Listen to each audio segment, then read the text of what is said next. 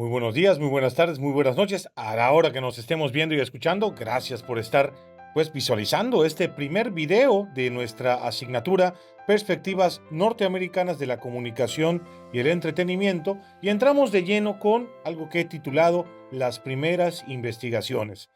Algo que es importante destacar es que Estados Unidos, como otras potencias del primer mundo, siempre le han dado una importancia inmensa a la investigación.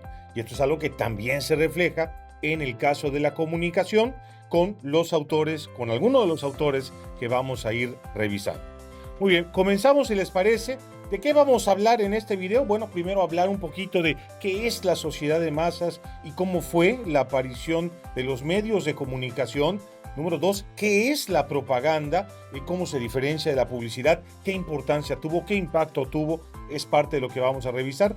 Por supuesto, hablar de un fenómeno muy interesante que surge en los Estados Unidos, donde pues está la academia, están los investigadores, pero están también empresas que les dan dinero para investigar, y también el gobierno mismo, que se interesa mucho en que investiguen a los medios de comunicación. Y por último, hablar de dos corrientes, una sociológica y otra psicológica, que influyeron muchísimo, para terminar con una de las primeras teorías, hipótesis en comunicación, que es la aguja hipodérmica.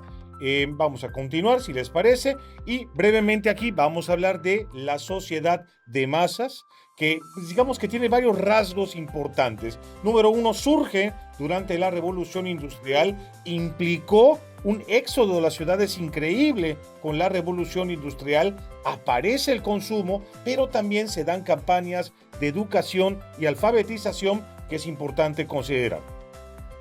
Por supuesto, no podríamos hablar de sociedad de masas sin la aparición de los medios masivos de comunicación. ¿Cuándo aparecen los medios? Bueno, evidentemente no hay una fecha exacta. Empezamos a ver esta masividad a finales del siglo XIX y a principios del siglo XX. Primero, por supuesto, aparece la prensa, aparecen las rotativas, se empiezan a imprimir miles de periódicos, aparece el cine. La fecha de nacimiento del cine es 28 de diciembre de 1895, pero en realidad ya es industria el cine desde los años 1910, 1915, por supuesto en los Estados Unidos. Y por supuesto la radio, que a partir de la década de los 20 ya tiene muchísima fuerza. ¿Qué empezamos a detectar con los medios? Que empieza a registrarse una mayor homogeneización cultural, es decir, la sociedad, los miembros que le integran, se empiezan a parecer mucho más unos con otros a partir del efecto de estos medios, ¿no? Pero esto también se puede reflejar en ti, en la actualidad, ¿no? ¿Quién de aquí no conoce a Taylor Swift? ¿Quién de aquí no conoce la serie Los Simpson? Bueno, esto es porque finalmente consumimos estos medios y nos proporcionan información que nos permite conectar, que nos iguala, nos hace más parecidos los unos con los otros. En ese sentido, otra crítica que ha habido hacia los medios es que han generado despersonalización y algo de pasividad. Despersonalización, ¿a qué te refieres, Fitz? Sí, un poco que se resta un poco las relaciones sociales, porque concentramos nuestra atención mucho más en estos medios de comunicación. Y bueno, algo de lo que se hablaba mucho en este momento, a principios del siglo XX, es la pasividad del receptor. Todo esto, por supuesto, genera muchísimo interés, y de allá que muchos se aboquen por estudiar y tratar de entender qué tanta influencia están generando los medios. Antes de continuar, un pequeño paréntesis. Publicidad y propaganda a veces se usan como sinónimos, pero esto no es correcto. ¿A qué nos referimos con publicidad?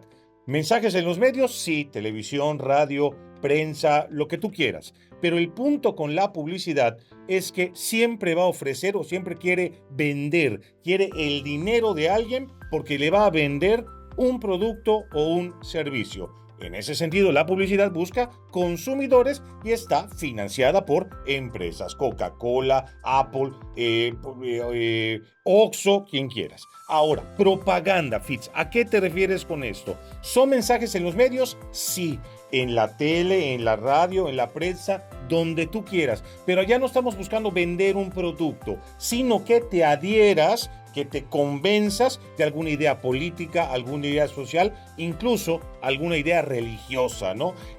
La propaganda, contrario a la publicidad, busca adeptos, gente que se adhiera a un gobierno, a un partido, a una política, que esté de acuerdo y que ofrezca su apoyo como tal.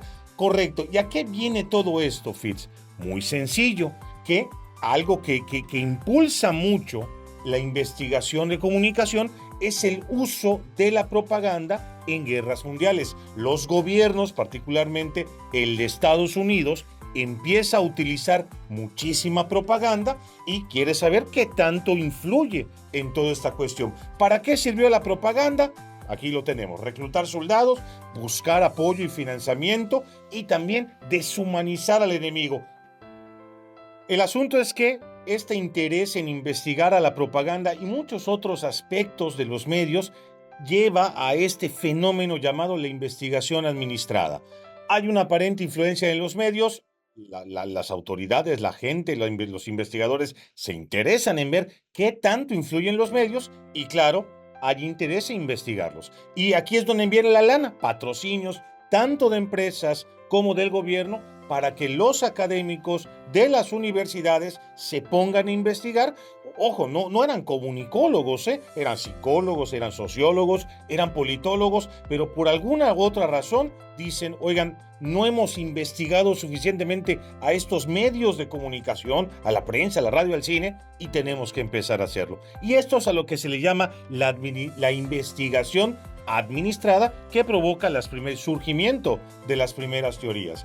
Importante de considerar que hay mucha influencia o hay algunos paradigmas que influyen mucho en estos investigadores. Primero, el funcionalismo, una teoría sociológica que concibe a la sociedad como un organismo vivo que está unido y se pregunta ¿por qué la sociedad se mantiene unida y cómo podemos seguir manteniéndola unida? Y claro, también está el conductismo, que es una corriente psicológica que está muy preocupada por entender solo la conducta y dice que a través de los estímulos adecuados podemos moldear esta conducta. Ya vas a ver que esto va a cobrar importancia fundamental.